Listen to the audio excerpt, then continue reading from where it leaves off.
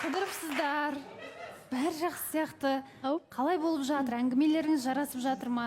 Енді бір уақытта, біраз уақыттан бері телефонмен де сөйлесіп жатқан шығарсыздар. Байланыс бар шығар. Енді негізі бұл Нұрдәулет, енді мен негізі Нұрдәулет енді Әсемнің үміткері ретінде ғана былай танимын ғой. Негізі таныстық, жақсы бала. Негізі біз келген кезде сырласу кезінде Нұрдәулеттің тарапынан мындай әңгімелер болған. Енді мына жерде патолог кездесу дейтін болып жатыр екен ғой араларыңда, жігіттердің тарапынан дегендей. Сол кезде өзім енді мобилограф ретінде патолог кездесуді өзім қоям дегенде әңгіме болған болатын сырласуда. Одан кейін енді мобилограф болғаннан кейін жақсы түсіреді деген ой келеді ғой любой адамның ойына. Менде де сондай ой болды негізі. Сол әңгімелері не қарасам, бір әңгімесімен ісіне сай келмейтіндігі бар сияқты. Әңгімесіне қарасаңыз ба, әлде түсірген видеосына қарасаңыз ба? Жоқ, әңгімесіне қарасам. Патолог кездесу дегенде ол қалай сонда, мен онша емес болмады сонда? Нормально жасадым деп ойлаймын вроде. Мен кездесуді айтып тұрмын, мен видеоны айтып тұрған жоқпын. Нені айтып тұрсың? Мен кездесуді айтып тұрмын. Жоқ, бұның тарапынан сондай нәрселер болды да, давайте ешкім бармаған жерлерге, ешкім жасамаған жерлерге барып кездесуді жасасақ деген әңгімелер айтқан тұғын. Енді мен ол моментте қарсы болмадым, давай қай жерге барғың келеді, сол жерге барайық дегенде. И негізі менің тарапынан неше түрлі идеялар болған Нұрдәулетке қарай. Бірақ білмеймін, енді Нұрдәулет ол нәрсені жасағысы келмеді ма, қаламады ма, ол нәрселердің ешқайсысы болған жоқ. Бірақ енді бір жағынан жаңағы аттракциондарға ешкім барған жоқ қой, қатысушылардың арасынан. Барған жоқ, ерекше. Сосын тағы бір жерде отырдыңыздар, ол жерден де мен ешкімді көрген жоқпын. Сондықтан мысалы енді ол көзқарасы бойынша ерекше. Баласаған, енді мен неге бұл нәрселерді, неге нәрсеге сүйеніп айтып отырмын деген ойда негізі. Енді Әсемнің үміткері болғаннан кейін түбінде біз енді осы жерде Әсеммен жақсы араласқаннан кейін менің ойыма мынандай күдіктер келеді да, Әсемге ерексіп келген секілді маған. Сондай ойлар да келді негізі. Осы 2 аптада бізде кәдімгі таныстық болды ғой, негізі 2 апта шықпадық. Сол нәрселердің аралықтарында бұл кісілерде тіпті қарым-қатынас болмаған. Әсем де айтты, оған қатысы жоқ деп ойлаймын. Нұрдәулеттің өзі де айтты. Баласахан, мен айта кетсем. Айтыңыз. Мынандай нәрсе болды да, Баласаханым. Бұл Нұрдәулет мені іздейді. Бір кезде кездесуге шақырғысы келе ма, бір кезде іздеді. Ол суббота күні ма іздеген. Менің ол кезде бірақ қолым бос емес болған еді. Телефон безукада қалып кеткен, ар жақта болған. Бірақ сол моментте маған звондаған, мен алмағаннан кейін Әсемге хабарласқан.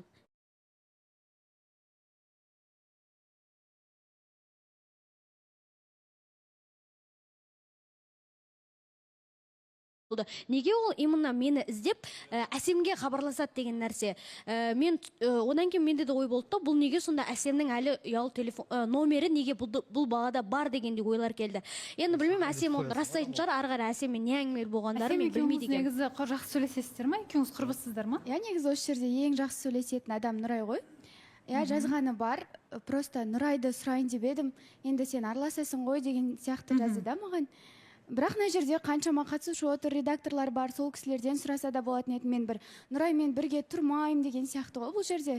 Жоқ, енді біріншіден өзімен Нұраймен сырласу бөлмесінде сөйлескенде Әсеммен жақсы араласам деп өзі айтқан. Мен содан кейін сенің ғана номерің болғандықтан, сен жақсы білесің, подругалармен может араласатын шығар деп сенен сұрағаным бар. Ол артық еш нәрсе жазбадым, мен просто подругалар номерін берші, мен Нұраймен бүгін кездескім келіп тұр деген сияқты, хабарға шығу керек деген сияқты айттым, болды. Ойпырмайдың да Баласаған негізі мына 2 кішкентай қоғызды айтамын да.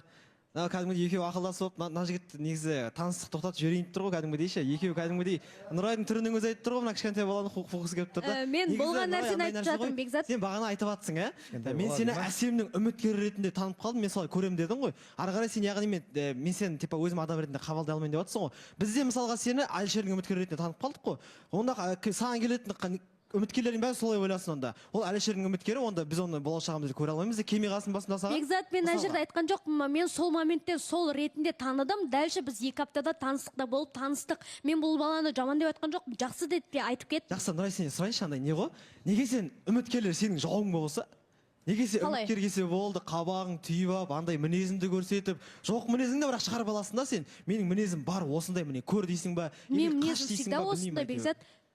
мен қай жерде не нәрсені дұрыс жасамын. Қатысушылар дәлелдейтін шығар енді. Мінез негізі осындай Нұрайдың бұндай емес қой негізі. Үміткер келген кезде сразу қабағын түйеді да отыра қалады. Или үміткер ұнамаса сондай қылықтар істейсің ба?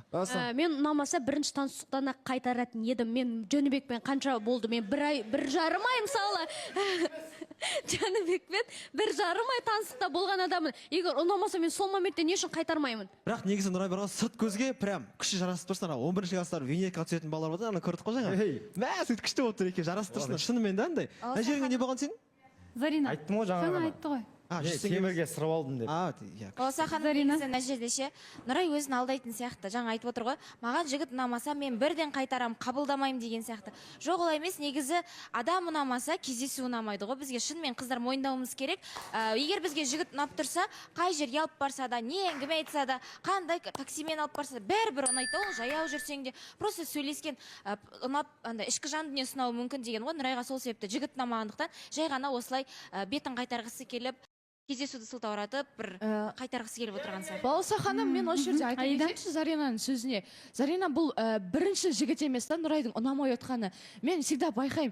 Нұрай күлмеші маған. Не болды? Жоқ, білмеймін, күліп отырды соған. Ана мысқылдап күліп отқан айтып отқан ғой. Жоқ, жалпы негізінде бұл шынымен де келетін болсақ, Нұрайға мысалы осы жерде ортада отқанына қаншама уақыт болды ғой. Ортаға шығады, Жанбекпен таныстығы да болды, басқа да үміткерлер келді. Қазіргі міне Нұрдәулет қой, есіміңіз Нұрдәулет те келіп отыр. Бірақ та білмеймін, андай бір ортаға шыққан сайын бір неприятный энергиясын шашып отырады адамдарға. Не қабағы ашылмайды, не свиданиясына риза емес, не келіп отқаннан сыйлық беріп атса да, жақсы пікір айтып қорғап отса да, білмеймін, вообще дым жақпайды осы қызға. Мен білмеймін, не істеп отқанын мен түсінбеймін. Қашан бір күліп, бізде осындай кездесу болды, бізден андай болды деп, соны қашан бізге айтасың деп, мен шынымен қатты күтем. Именно Нұрайдан мен сол нәрсені қатты күтемін да. Бір жігітті көтеріп, молодец екен деп, бірінші андай негативпен, бұл бүйтті, бұл сөйтіпті, мен сөйтіп қалдым демей, кішкене бұл жігіт андай екен деп, бір кішкене сондай бір әңгіме айтқанды біз сені қашан көреміз? Мен сенің күлкіңді ортада отқан кезде, білесің бе, соңғы рет қашан көрдім? Алишер мына жақта саған сөз салған кезде ғана көрдім мен сенің соңғы күлкіңді. Мәз болып, ана орында отқанда да мәз болдың, ортаға шыққанда вообще мәз, сенен бақытты адам болмады. Енді мәз болатын нәрсе болды ол кезде. Вот именно, Нұрай, сен әлі күнге дейін Алишерді жібермегенсің, получается. Сен тек қана Алишерге ғана сол шын күлкіңмен, шын махаббат взгляттарыңды ғана арнайсың да, басқалар саған просто қасыңда жүрген для вариант сияқты болып көрінеді. Якобы менің Алишерге деген чувствамды, типа, менің Алишерге деген чувствамды ешкім байқамай қойсын, мен сол үшін де басқалармен типа флиртовать етіп, таныстықта жүре берейін деген сияқты бір сондай оймен жүрген сияқтысың деп ойлаймын. Жоқ, мен қай жер, мен қазір мен не істеп отырмын, мысалы мен күлмей отырмын ба сонда да, мен кездесуді ұнамады деп жатқан жоқпын. Маған қай жерде жүріп, маған көшеде самса жесем де мен сол кездесуге риза болатын адаммын. Мына жерлерді қарағанда сол нәрсеге мен риза болатын адамын деп айтылайыншы. Мен мына жерде кездесуді жаман деп тұрған жоқпын, Балауса ханым. Просто бұл Нұрдәулеттің сол сырласуда айтқан әңгімесіне қарай айтып жатырмын. Типа патолог кездесуді өзіміз жасайық деген әңгімені айтқаннан кейін сол нәрсеге істелінбегеннен кейін мен сол нәрсені ғана айтып тұрмын. Нұрай, айтыңызшы, сіз не күтіп едіңіз? Қандай, не күттіңіз, айтыңызшы Нұрдәулеттен. Сізге айтты ғой, болмаған, елде болмаған кездесу жасаймын деді ғой. Ешкім бармаған жерге барамыз деді ғой. Сіз не күттіңіз? Жоқ, Балауса ханым. Қай жері сәйкес емес, айтсаңызшы, соны түсіне алмай жатырмын. Сәйкес емес дегенде, Балауса ханым, міне, қараңызшы, біз 2 апта бойы ортаға шықпадық. 2 апта рет кездесу болды, Балауса ханым. Нұрдәулеттің тарапынан я болды, кездесеміз деген моменттер. Бірақ Нұрдәулеттің всегда қол бос емес. Ол жұмыс жасайды, мен оны түсінемін, жұмыс жасаған менің де жұмыстарым бар. Кімнің қолы бос емес? Нұрдәулеттің ба әлде сіздің ба? Көбіне Нұрдәулеттің қолы бос емес. Нұрдәулет, сізден сұрай кетейік. Солай болды ма? Көбінесе мен қолым босамайды. Негізі жұмыстарым менің примерно 8-9-дар деді ғой.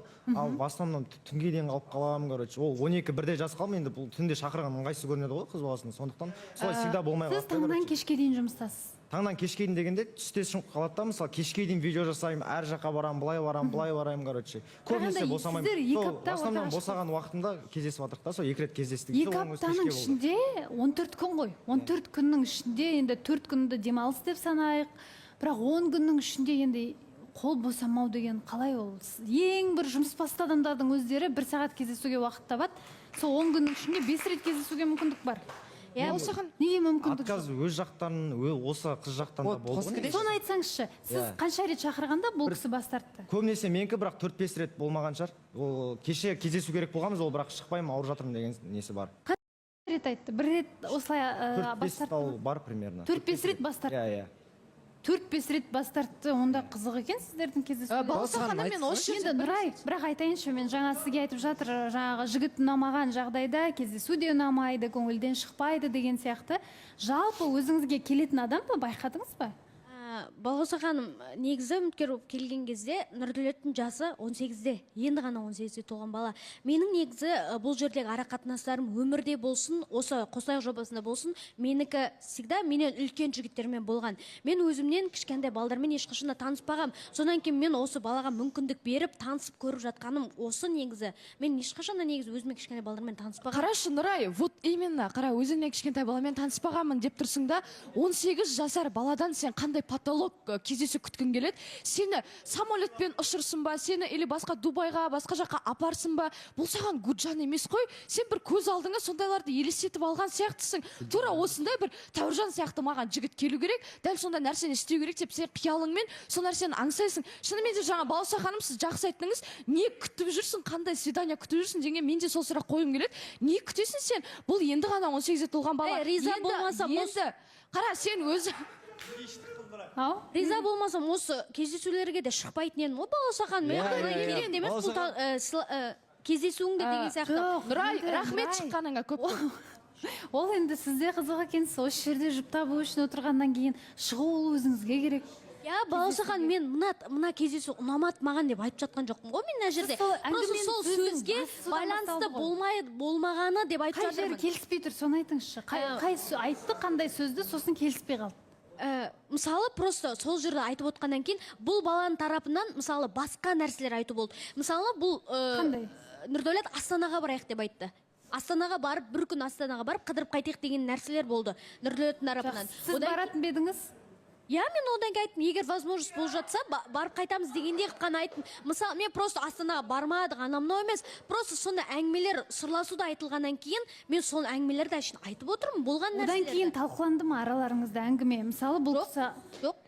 талқыланған жоқ, Жоқ, мен де қалай айтамын оған, сен осы жаққа апарам деп айттың ғой, сол жаққа барайық мен. Сонда сіз қазір Дәл сол айтпадым. нәрсеге бола ренжіп тұрсыз ба? Ренжіп Мысалы тұрған айтқан жоқпын. сөзің басқа болды, ісің басқа болды. Ренжіп тұрған жоқпын, сол просто соны негізі басынан бастап айтып келе жатқаным негізі. Просто сол нәрсе болды деп қана айтып жатыр. Бірақ енді қыздар, білмеймін, бір жаққа кетуге асығудан қыздар қорқатын еді бұрын. Ешқай жаққа шақырмаса екен деп, қазір қыздар неге басқа жаққа кетпейміз деп отыратын сияқты, түсінбеймін сіздердің. Бола алмай. Немесе қарым-қатынасқа дайын емес кезде көбіне қыздар ашушаң болады. Дайын емес, еш нәрсе көңілінен шықпайды, көбіне солай болуы мүмкін. Нұрдәулет айтып енді Астанаға неге бармадыңыздар?